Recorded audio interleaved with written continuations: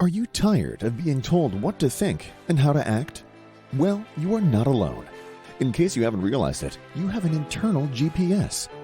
It knows all you need to know about how to live your life.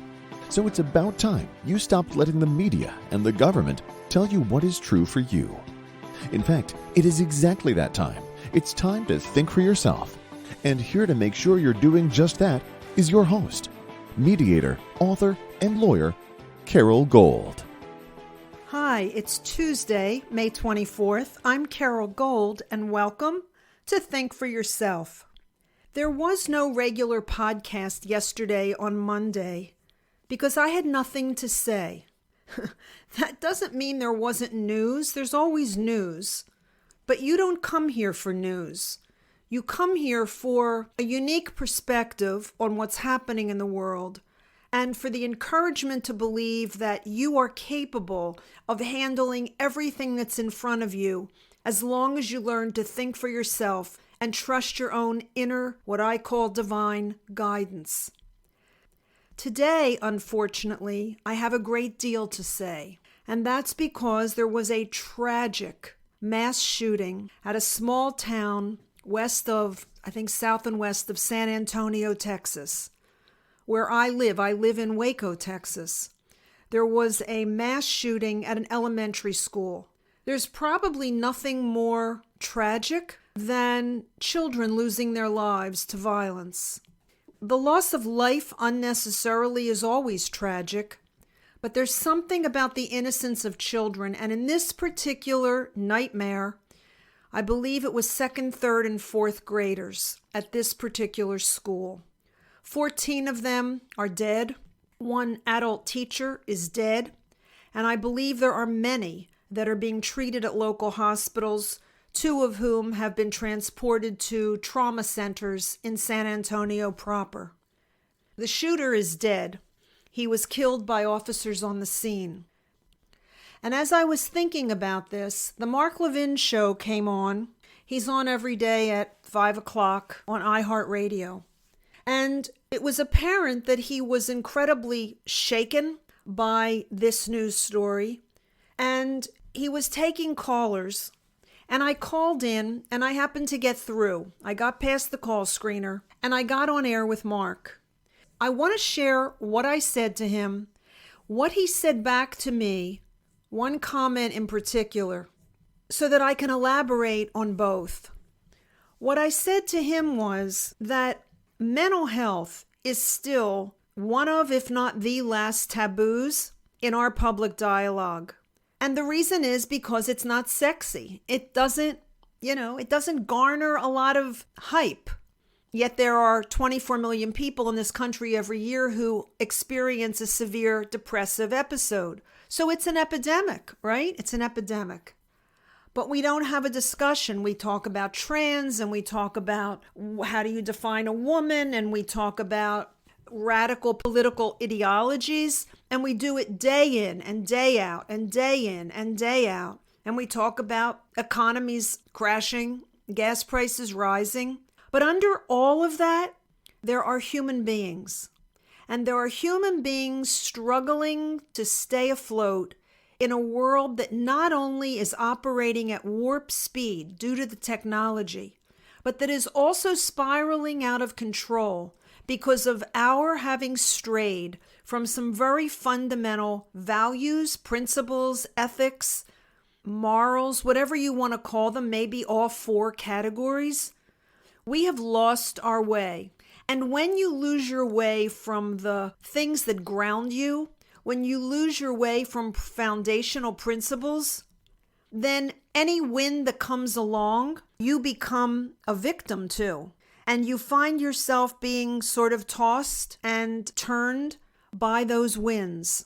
When you add to that the speed of technology and the fact that so many children now in 2, almost 3 generations have been raised with the technology as the norm, not human contact, not human interaction, not a strong family unit, but technology as their full-time friend, their full-time partner, their full-time everything.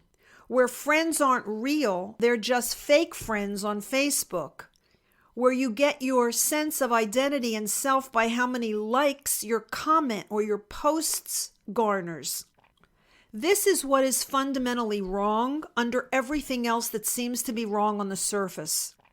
We've stopped caring how the individual is faring in the world. Literally, how are we surviving? Not surviving physically. We know that's, the food shortages that are projected. Yes, they're horrific. And famine will come and baby food shortages in stores. Yes, that's all awful and it's physical survival. But we have to survive emotionally and psychologically, or being physically alive doesn't mean anything. So when I called into the Mark Levin show, I said a lot of what I just said here. I said that I was so committed to mental health as a subject because, as I've mentioned on this podcast numerous times, at age 24, I tried to commit suicide. And I know what it is to have a depressive episode. And I know what it is to have it so intensely and so totally that you can't see any light in any direction, in any tunnel, and you can't find a positive thought to hang on to. I know what that is. And I also know that if I had succeeded that day, all of what happened since that night, and I almost died that night, I came very close in the emergency room. Had I died, all the wonderful things that have happened to me and all the awful things that have happened to me couldn't have happened. I couldn't have had these experiences. And moving outside of myself to others, I couldn't have helped the people that I've helped along the way as a lawyer, as a psychic, as a coach, as a counselor, as someone who does motivational speaking, as someone who comes on here and does podcasts and encouraging you to be the best you can be and believe that you can in fact be that best. You can even be better than your own expectation of yourself. I would have missed it all. And Mark Levin was very gracious. He said that in general, he agrees with me, and he thanked me for sharing my story and my thoughts. But then he said something. He said, but let's not jump ahead. We don't know anything about this shooter, and there is evil in the world. And so we don't necessarily know that this was a mental health issue. And I didn't have the opportunity after that point to share what I'm going to share with you here now. And that is, of course, it's a mental health issue. And of course, there's evil in the world.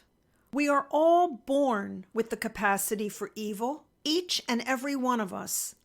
It's just that when you are thinking clearly, when you are emotionally pretty stable, when you are psychologically put together pretty well, you make choices other than the inclination for evil. I often talk about gradations along spectrums. So I've spoken on another podcast about there being only two emotions, love and fear. Every other emotion flows from them. So every negative emotion from fear and every positive emotion from love. And I've talked about depression. And I've talked about energy being misused and there being a spectrum of how you can use energy, all the way from using my energy to hate you or using my energy to love you, using my energy to be constructive or using my energy to be destructive. And along all these spectrums, there are gradations, right? So along the spectrum of fear, there's everything from mild discomfort on one end to violence and terror on the other end. And in between are a whole bunch of other negative emotions. When you talk about there being evil in the world, it's because most people choose otherwise. That's what free will is. There's a spectrum there too of evil. You can do everything from, this may sound a little ludicrous, but if you're addicted to chocolate, and you can't or won't stop, and you eat until you've become obese, and still you keep eating, and you have diabetes, and still you keep eating, until finally you kill yourself through your own bad choices, one could say there was a modicum of evil in there. The desire and the intention to destroy, to not respect boundaries, to not acknowledge limitations where they rightfully exist. And on the other end of that spectrum of evil, there's concentration camps and Adolf Hitler and people who believe that other people are theirs to kill, to slaughter, to annihilate. There too is a spectrum. Well, when Mark Levin said we don't know about the mental state of this young man, this mass murderer, and he was only 18 years old himself. He first killed his grandmother and then he went to the school and killed all these innocent children. Of course we know his mental state. And of course we know he was mentally unbalanced. Because no one makes a choice like that unless they are unbalanced. When someone is cognizant of their actions and the consequences that flow from them, when someone has the governor, if you know that word in the context of putting restraint on something, when someone has a governor of values and principles that revere life, that respect others, the space of others, they don't do what this young man did. He wasn't mentally balanced. He wasn't emotionally balanced. He wasn't even close to being. None of us are perfect. None of us are perfectly balanced. We're always in flux, each and every one of us. But when you're relatively stable, emotionally, psychologically, spiritually even, you don't make those choices. Free will. Choose life that you may live, right? That was the edict. That's what God said. Anyone who commits these kinds of atrocities are mentally ill. And our problem as a nation is that we don't want to talk about mental illness. It just doesn't have the ring. It doesn't have, like I said, it's not sexy, but it's critical because the faster the technology develops, and therefore the faster it makes our own lives, the speed of the technology, as I've always said, is inconsistent with the human heart, with the beat of the human heart, with the ability of the human mind to keep up. And when you dance as fast as you can dance and it's still not good enough, it starts to have an effect. And that effect is adverse. And we see it in lost children, lost teenagers, lost young adults. We see it in millennials who don't even know how to get off the ground because their opportunities are just so limited based on the economy, based on job opportunities. We see it everywhere. We see the effects of a culture run amok. So in order to truly address mental health, we'd have to turn the lens around and address how we're choosing to live our lives. And that's something we don't want to do because those are huge choices that have to be made. Those are priorities that have to be reinstated. A few weeks ago, good friends of mine, a female physician, her stepdaughter committed suicide, age 32. And a few months before she committed suicide, her lifelong friend, who she went through grade school and high school with, from a prominent family in Austin, killed himself. And a year before, the day on which my friend's stepdaughter killed herself, a year before to the day, the young man she was living with, who was respected and liked, who the family was happy that she was with him, took a gun and killed himself in front of her. These are tortured people. These are mentally unstable people, unbalanced people. And those of us around people who are like that know it. We know it, but we don't know what to do about it because the nation, the culture, the medical community doesn't know what to do about it. And medicating it, suppressing the symptoms is definitely not the answer. That's not getting to the root cause. That's just putting a very weak Band-Aid on a very big future eruption. Some of those medications have their own downside. A lot of antidepressants cause people to try to commit suicide when they come off of the antidepressants. I know. Been there, done that in my 20s. We can blame the one world order, or we can blame Joe Biden, or we can blame whatever the opposite political party is from the party that we affiliate with. We can blame big tech. We can blame Vladimir Putin. We can blame a lot of people. But until we're willing to turn that lens around and look at the priorities in our own lives, look at where we put our time and our energy, look at how we've chosen to live, look at what we're unwilling to give up to get a little bit more quality in our lives because we become comfortable and because we're on the fast track, whatever that means. Personally, I think it's a track, as I said before, that humans can't possibly keep up with indefinitely. Until we're willing to look at all that and say, I have to make better choices. I go back to raising my daughter. When my daughter was 2, my ex-husband and I adopted her from China. And at the time, I lived within almost walking distance of a mall.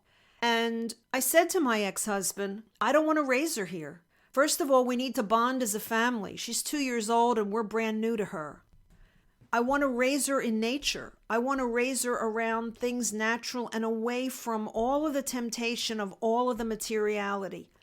And so we went looking and we bought a home in what's considered horse country, Chester County, Pennsylvania.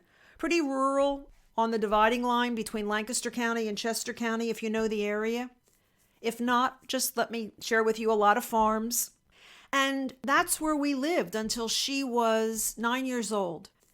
And her weekends were spent in nature, walking backcountry roads, jumping creeks, playing with neighbors' horses or cows or whatever animals were around, using corn stalks from a nearby field once a year to build what's called a sukkah, which is something you have to build in Judaism at a particular time of year. It's a temporary dwelling. My point is, she wasn't exposed to all the materialism.